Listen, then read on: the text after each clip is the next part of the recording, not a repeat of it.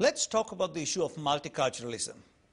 A very sensitive issue, but an important issue which needs to be spoken about. As the president of Rise Up Australia Party, to keep Australia Australian, I've had many people ask me the question, why don't you support multiculturalism? Because outwardly it seems like it was set up or created for people like myself in a Western society. So this message comes from my heart. The importance of what is and what is not is something we need to understand about multiculturalism. Now, I have lived in many nations, or traveled to many nations, lived in 2 different nations for a period of time, namely Sri Lanka and then in Saudi Arabia, interacted with many religious organizations and groups, and I possibly could stand here and say that I have some level of understanding to explain why multiculturalism will not work in the West. We are, and we can be, a multi-ethnic society. We come from different nations. Our country of birth cannot be changed. When I came into Australia, no one asked me to come to Australia. I chose to come to Australia. Likewise, most immigrants leave their nations because they believe the nation they are migrating into is a better place to live in. As such, when we come into our nation, such as Australia or any other nation we go in to live, we should be able to embrace that nation and become a part of that nation and not expect that nation to assimilate into the nation that I have come from or left, because I believe that it's better for me to leave my home country and come to another nation. So multiculturalism has resulted in many new laws being implemented into many countries, particularly in Australia. One such legislation which came as a result of multiculturalism is known as the racial and religious vilification laws. Now, just to let you understand, multiculturalism on the outlook of it looks really good. But in reality, what it does is it robs the freedom from the country where it's implemented into, meaning the majority of the country pay the price at the cost of accommodating the minorities which come into the country. Now, I am a minority in the country in that sense, but what I'm saying is this is a fair go, Australia, and the law should not restrict us, particularly freedom of speech. The racial and religious vilification laws, which was implemented in January 2002 in the state of Victoria, resulted in the Islamic Council of Victoria, or the Muslim community, taking us to court on vilification charges. Now, just to let you know where multiculturalism really goes mad, is that this law said offense was subjective, not objective, meaning if someone got hurt, they could sue me. Now, how do you measure hurt? This means that if I'm talking to someone in a restaurant and a third party listens to my conversation, he or she can claim that they were offended, and then I am guilty until I am proven innocent. Whereas the Westminster's code is you are innocent until you are proven guilty. Now, who pays for my legal fees to defend? No one, myself. And this is not good law. So this law resulted in 3 Muslim Anglo-Saxon converts to Islam being sent as spies into a seminar in a church, and we were taken to court in 2002. We were asked to apologize, and I flatly refused to apologize for speaking the truth. And when in the tribunal, when it was brought to the attention of the judge, and the judge looked at me and he wanted to know why I said what I said, because he considered it offensive, I said, Your Honor, if I quoted directly from the Qur'an, and if what I have said is offensive, don't sanction me. Rather ban the book which says all of those words. So everything seems to be upside down. And this court case went on. In the lower court, we were found guilty based on the legislation in front of the judge, who actually confessed to the fact that it was a setup, but he had to rule according to the piece of legislation in front of him. I want you to understand, these laws are coming because of multiculturalism, and where the majority pays the price. And then we were ordered to apologize to the Muslims and put advertisements for $80,000 saying, we will never speak out or speak about the truth of Islam which is in their holy text. Sorry, I was not game enough for that. So we refused, flatly refused. So we were under threat to go into 6 months in jail for contempt of court. Of course, the media wanted to know what I was going to do, and I said, yes, I will take jail. I will not sacrifice freedom of speech. And people asked me, aren't you worried? Yes, we were a bit concerned because I had several death threats, firebombing threats to my home, my office, threats that my children will be kidnapped if I don't back off. But we thought, if we don't take a stand today, we're going to leave the baggage for the next generation. And I want to make sure that the next generation has a free and democratic society as we enjoyed in Australia. So we took the fight to Supreme Court, and in 2007, the Supreme Court, the 3 judges unanimously agreed that we had not done anything wrong. And so we were cleared by the 3 judges in the Supreme Court of any wrongdoing. And it was a great win for freedom of speech. Subsequently, this law was about to be passed in South Australia, Western Australia, and New South Wales. It was thrown out of Parliament. The Victorian law was amended. Also, the British Parliament and the US Congress were planning on passing this law, and I was invited to speak to select committees, to the House of Lords and the House of Commons, and also in the US Parliament, the Congress. And we could say today that our court case became a catalyst in stopping this bill from getting through other nations. So we got to fight strong, fight hard, love all people, but not sacrifice our rights. Tolerance does not mean that you compromise your stand. You tolerate, but at a certain point you have to draw the line and say, you come into my country, play the game according to the rules in my land. If you want to do it your way, then find another place. Clear as it can be. So this is bad legislation. 5 years in court, $600,000 in court charges, under much constant threats. Why should this happen in Australia? We need to be careful to protect our nation. Freedom of speech is a fundamental issue. And if multiculturalism is going to curtail freedom of speech, then that's bad. So multiculturalism has been a failure in Europe, and I know it will be a failure in Australia. We need to stand united for a free and democratic society and move forward as a people united under one flag, the Australian flag. Today I call Australia home, and I'm proud to be an Australian. It's our duty as immigrants to assimilate into the way of life of Australia. Today we have people from so many nations who are called Australia home, and thousands of them have assimilated into the way of life of Australia. But it's important to understand also there is a part of society, particularly supported by the left-wing secular ideologies, very strongly pushing towards a multicultural society. So then we got to go back and find out how successful has been multicultural societies. France, England, Germany, Holland. We can learn from the mistakes they have made. Recently, the president of France, Sarkozy, said, multiculturalism is a failure. It's created ethnic enclaves. France, as you would know, if you have been to France, you will know what I'm talking about.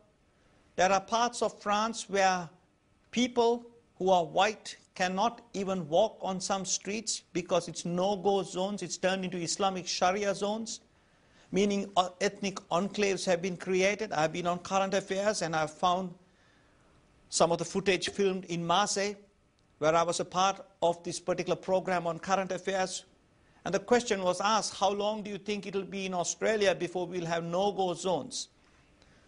I pray that we will never have a day like that every Australian will be able to freely travel to any part of Australia and no one will be restricted.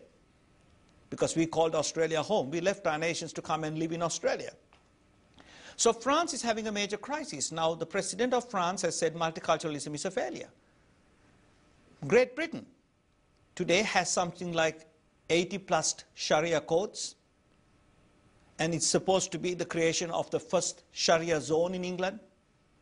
David Cameron, the British Prime Minister, recently stated that multiculturalism is a failure. Then let's go to Germany. The German Chancellor, Angela Merkel, stated recently multiculturalism is a failure. What can we do to restore what we have lost? Holland recently passed laws and abolished multiculturalism as they said, multiculturalism is a failure. And they said, if you come into Holland, become Dutch. I think it's a fair call. Now, I lived in Saudi Arabia, and you need to understand, some of the greatest pushers for greater tolerance are some of the Saudi royal family members. Backdating to 1998, 1999, when there were 31 Christians arrested and put in a prison in Saudi Arabia for praying in their homes. We had a Saudi royal family member, a prince in America, opening a mosque in Los Angeles. During this time, I was lobbying with the US Congress for the release of these Christians, because I lived in Saudi Arabia. And this royal family member's speech at the opening of the mosque was calling on Americans and the West to be greater understanding and greater tolerance towards the people of Islam, while 31 Christians were taken into custody and were in prison for simply praying in their homes. So we see a level of hypocrisy here where we push the West for multiculturalism and tolerance, whereas we don't find that in other parts of the world. The fact of the matter is, one word could destroy millions or nations. And you would ask me, what does that mean? Nazism, as much as it brought hope to some Germans, or many Germans, also brought a level of prestige and pride. While one side of Germany believed in Nazi philosophy, another part of Germans said Hitler is not just going to make it, that he is just a nutcase. The bottom line is, Hitler rose in power, and the end result was more than 10 million people were massacred. One word, Nazism. Then we think of communism and communist ideology, Stalin. Again, it seems to be good philosophy. Everyone embraced it. A lot of people embraced it because it was equality. So the presentation was really good. It seemed good for society. But the outcome, possibly 75 million plus people, were killed. Now, when a word Islam comes, it always makes me wonder. Now we have multiculturalism. Now, what the dangers are is this. Today we know that Islam is culture, religion, and law. So when we embrace a multicultural society, we have to embrace Islamic Sharia law. And I want to tell you this, that I know from experience, the Western governments are pushed to accept Islamic Sharia law. And someone would tell me, but Daniel, it's only just a few crazy Muslims or radicals. I'm sorry, it's very mainstream, because the Islamic Federation of Australia has asked our government to embrace Islamic Sharia law. Now, as much as I know there are tens of thousands of Muslims who don't want Islamic Sharia law, they like our way of life, and that's why they're here. And they should be also rising up and speaking up with me against Islamic Sharia law and the Sharia system. So we cannot embrace Islamic Sharia law in a Western democracy because it's not compatible at all for Western civilization. The rules and the regulations, you ask me, how do you know that? I lived in a Sharia zone, Sharia law in Saudi Arabia. The real Sharia is you chop people's hands off. You chop people's heads off. A man could have 4 wives. A wife could be divorced by simply saying talal, talal, talal 3 times. And these are the serious parts of Islamic Sharia law.